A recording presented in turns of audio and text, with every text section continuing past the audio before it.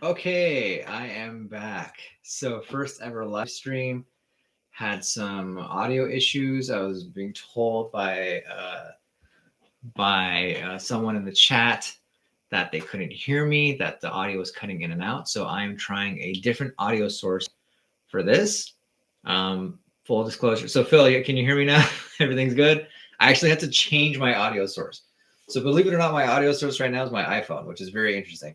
So my iPhone is acting as a microphone. Awesome. So everything's great. Thank you, Phil. Appreciate that. My audio source is my iPhone. So my iPhone is acting like my microphone right now. I do have a live switcher, so that's what I was going through for the audio, but I guess it wasn't, I don't know, it just wasn't working out great. And maybe I need to check my internet to see if my upload speed's good enough. But anyways, let's continue. So yeah, we're going through, just for refresher, we're going through questions that people have left me, or comments that people have left me over the course of the last month, for the videos that I put out. So we are now talking about the video that I put out called Apple's Shocking Move, Mac Mini Replacing the Mac. A lot of people had opinions on this video. So Aussie Lippinen, I apologize if I butchered your name there, says, heading ending with a question mark implies just guessing. I think your guessing is wrong, and the studio will be here for a long time. Sure, go ahead and buy a Mac Mini Pro and cook it at 100 Celsius, both CPU and PSU. But how long before it fails due to the high temperature? I prefer the studio that is running at a max 60 Celsius and performing very, very good. But that's just me. Wink, smiley face. All right. So yeah, the title was a little clickbaity. All right. Yes, I'll admit that. But the whole purpose of that video is to say, how shocking would it be that if the Mac Mini, okay, and this was just a theory that someone had posted on Mac Rumors. I liked that theory, so I ran with it. Um, Thank you, Phil, for letting me know that. What was I going to say? How crazy would it be that a Mac Mini, something so insignificant years ago, something that people just bought because they needed it for like servers, or they just needed something very, very basic, could now be powerful enough to potentially replace the Mac Studio. And yeah, you make a very good point as far as how hot the device runs because of the way that the device is put together. But listen, I don't own an M2 Mac Mini. I'm not going to pretend like I do, but I owned an M1 Mac Mini, and my father owns an M1 Mac Mini, and they are fantastic computers. Absolutely fantastic computers. They can do a lot. Now, can they do everything that a Mac Studio can do as fast as a Mac Studio can do, especially with the M1 Max, especially with the M1 Ultra chip? No, but they can do a lot. Yeah. So, anyways, all right. Thank you, Phil. Thank you for all the help. I appreciate it. Good luck enjoy your day at work today. All right. Watch the Sky says, as the M2 chips seem to run hotter than the M1 series, I think they will release an M2 Max version of the Mac Studio using the existing heatsink from the M1 Ultra. The M1 Max version of the Mac Studio has been a huge success. Why would they miss a chance to do it again with the M2 Max? That makes no sense at all. Mark is probably correct about the M2 Ultra. I think heat is probably the reason why the M2 Ultra will likely not be released in the Mac 2 Studio enclosure. I hope you're right. I 100% hope you're right. Watch this, guys. I hope that the Mac Studio stays. I hope that they release a M2 Max version of it, and they retain the M2 Ultra version of it for the Mac Pro. That would be best case scenario. I hope that's the way they go. MR says, thumbs down for the title beginning with Apple's shocking move. While this video seems to be about your assumptions, not very helpful, with 5 thumbs ups on there. So yeah, so people weren't thrilled with the title of the video. But like I said, I wasn't proclaiming anything. This was something that someone had theorized on Mac Rumors. And so I thought that was a pretty shocking move. Is the Mac Mini replacing the Mac Studio? So, yeah, I apologize if it's a little clickbaity, but I meant no ill will in the title of that video. All right. So we're talking about the Mac Mini versus iPad Pro video here. Spiritual says, my iPad Air 5 has the M1 chipset, great for video editing and heavy tasking, not to mention multitasking. Yeah, absolutely. The iPads have come such a long way, and what you can do with them now is insane to me compared to what the original iPad was, which to me was just like a giant version of an iPhone. But the fact that you can video edit in LumaFusion or an iMovie on a Mac on an iPad is crazy. And now that you can edit DaVinci Resolve using DaVinci Resolve on the M2 iPad Pros, I mean, it's just going to take the iPad finally to the depths of where people wanted it to go, where people have envisioned it to go. The idea that an iPad could eventually be a laptop replacement or something along the likes, right? So yeah, I think that's definitely the direction it's going in. The iPad Air 5 with the M1 chipset, fantastic iPad. Can't complain about that one. All right. I released this video called "Is This the End of the Mac Studio?" And this misunderstood loner guy, fantastic name, says, scraping off that cheese into their pockets. Yeah, I don't know. Like I don't know if when they released the Mac Studio, if they had intention for it to just be like a one-off thing, like we're just going to make this computer once and that's it, or was it just they didn't necessarily anticipate the feedback that they were going to get for these M1 chipsets and how much people liked them, how much power they could get out of them. Maybe they kind of underestimated that. Who knows? Or this is a company that thinks 3, 4, 5 years ahead, honestly. So maybe this was the plan all along. Let's bring out this big shiny new toy, get people excited until we really beef up the Mac Pro and take the features of the Mac Studio that everyone likes, put it in the Mac Pro, take some of the lesser features of the Mac Studio that everyone likes, put it in the Mac Mini, and now we don't need the Studio anymore. So who knows? All right. T-Bud says, obviously the sales might be down. Many can't buy because of the price. Mac Studio can't be categorized as desktop. Nothing is upgradable. This is a greedy price for something. If any component becomes faulty, we need to throw the entire thing away. It's useless to consumers in the long run. I don't agree. I understand where you're coming from, but I don't agree because there are many consumers out there, I'm one of them, who have no interest in breaking their computers open and upgrading them or downgrading them. Zero. Zilch. When I had an iMac 5K Retina, the only thing I knew how to do in that computer was upgrade the memory because it's very simple to do, right? So I did that. But as far as upgrading the hard drive or I don't know, the screen eventually became faulty. So like, replacing the screen, I don't have an interest in doing that kind of stuff. And I know there's a lot of people out there who are creatives who don't necessarily want to do that kind of stuff. Now, I know many creators as well who love to tinker, who love to break apart their computers, who love to, make it more powerful, make it more of this, make it more of that. And they're usually PC people. But yeah, I understand your point. I don't know if I necessarily agree with it. I don't know if that's necessarily where Apple, mindset is, but that's me. All right. And the VFX by Art says Mac Studios last only hours in the refurb store. Yeah, absolutely, because they're awesome computers. I'm not saying they're bad computers in this video. I'm saying they're freaking phenomenal. And if they were in a refurb store for like $200 off, $250 off, I think I've seen it for like $200 off, like $17.99 as opposed to $19.99. Yeah, grab it. Grab it in a heartbeat. All right, iPad mini versus iPad Pro. Brent Titus says, I had the 12.9 M1 256 MacBook Pro with Magic Keyboard, sold it, and now have this mini 256 gigabytes. I like it better for the portability. Got it for $549 when it was on sale a few months ago at Best Buy. Yeah, I have the Pro. I'm still using it. In fact, when I go over and show you my screen, that's the iPad. But I had the Magic Keyboard. I had all that kind of stuff. And I think I can count on one hand how many times I like busted out the Magic Keyboard and actually like used the Magic Keyboard there and used it in conjunction with the iPad. So yeah, I'm with you. The mini is absolutely fantastic. Halfbox says, tell me I'm a college student iPad. I'm a college student. iPad 12.9 or 11 inch will be best? Which one are you asking? Which one will be best for you? It's completely up to you, dude.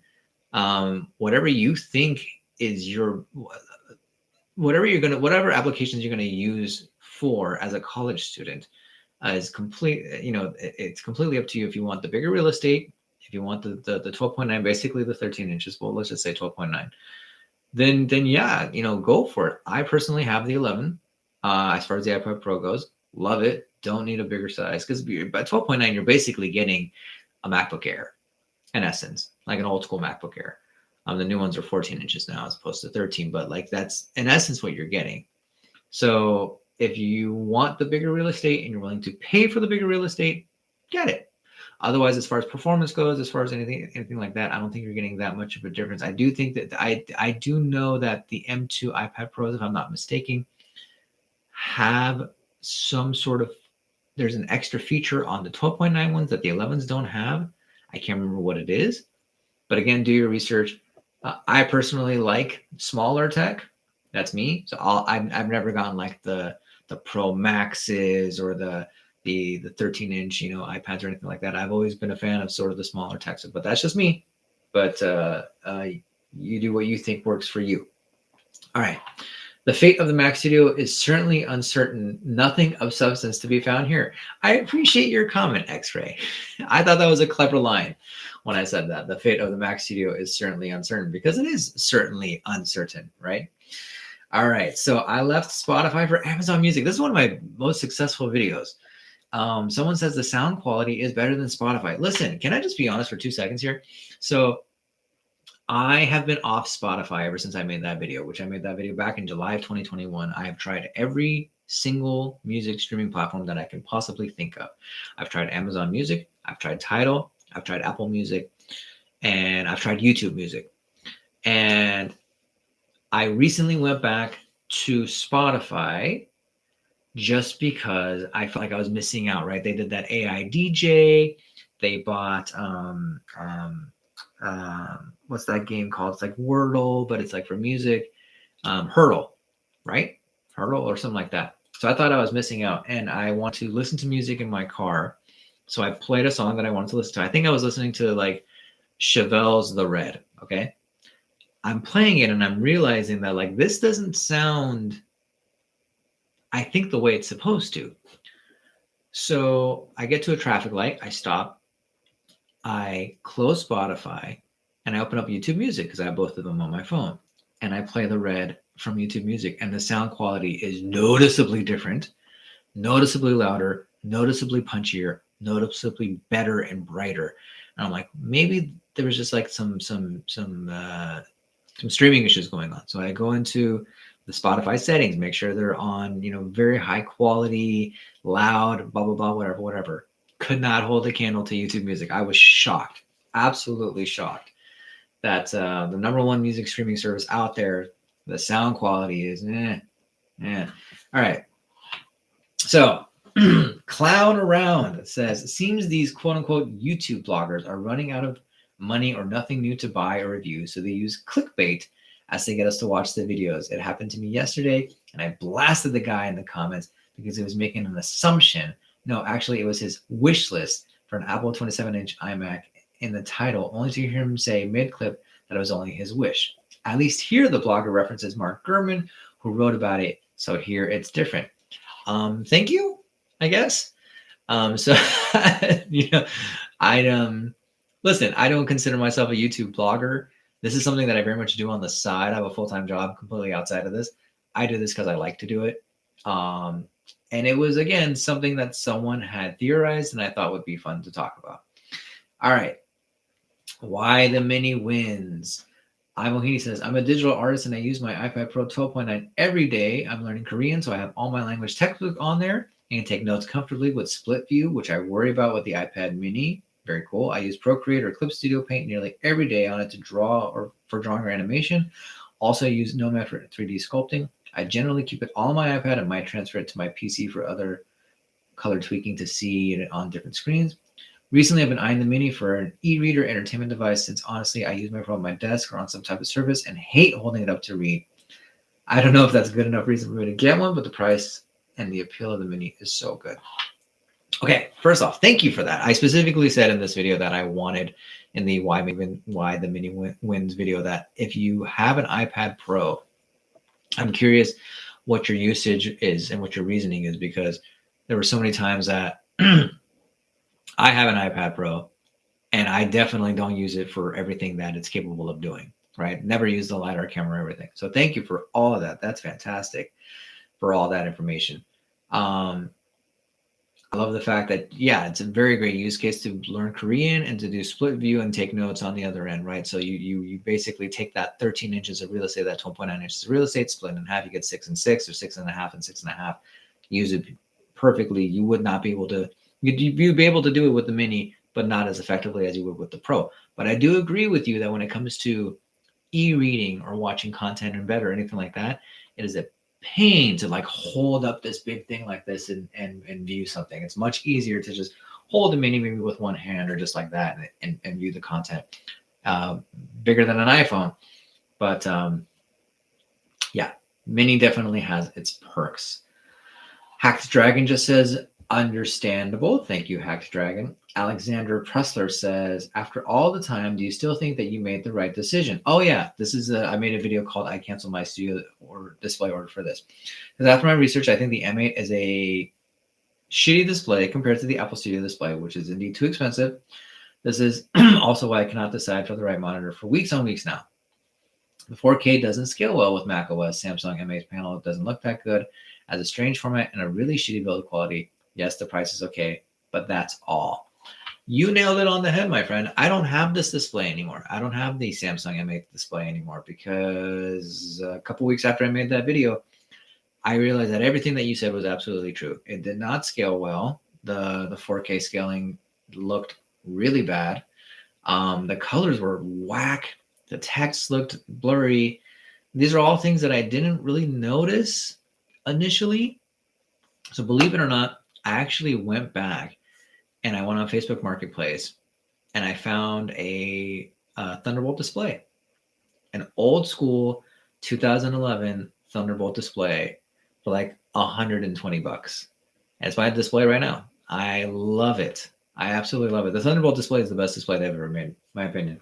I know it's not 4K or 5K, but I don't care. It's 2K. It does the job. But yeah, thank you. Thank you. I thank you for asking that question. Sorry, I never answered it. I just realized I never did, but now I did. So here you go. All right. The iPad Mini wins. Honestly, this is Jimmy too. Honestly, this is one of the most thoughtful reviews I've watched.